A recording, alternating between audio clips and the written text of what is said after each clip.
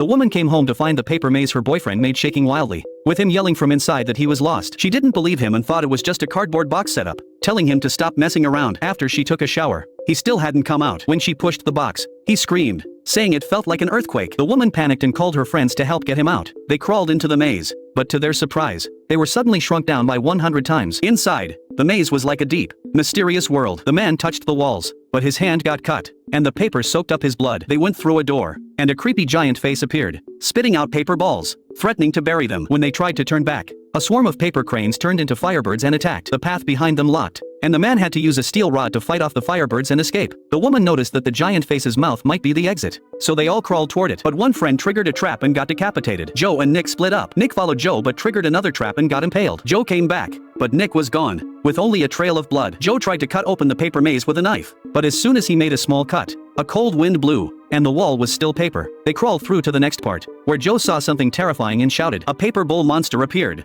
and they all ran into a secret passage where they found the boyfriend again. He felt guilty and led them into a safe room. The woman yelled at him, but he explained that the maze had become self-aware and turned evil, constantly changing its paths. He promised to get everyone out and led them through a small paper box, claiming there was a hidden passage. But once they went in, they fell into a sewer and turned into paper dolls. They ran, but the paper bowl monster chased them. They crawled into another tunnel to restore their real forms but couldn't find a way out, and the maze felt like it was expanding. The boyfriend remembered that the center of the maze had a core device, and destroying it would disable the traps. They made their way to the center, but a creepy, fake doll blocked their way. This doll was possessed by the spirit of the maze. The boyfriend thought that hurting the maze was like hurting its spirit. The woman stabbed the wall with a long knife, and a scream echoed. The corgi used a rope to tie up the doll. The maze spirit exploded into claw-like magic, and the corgi released the rope, which wrapped around Mike's ankle. The boyfriend and woman found the core device and destroyed it with a big knife. Suddenly, the maze collapsed, and everyone was knocked unconscious. When they woke up, they had escaped. To be safe, the boyfriend took apart the maze and threw it in the trash. But later, I found it, put it back together, and it was back to its original form. Want to try crawling in again?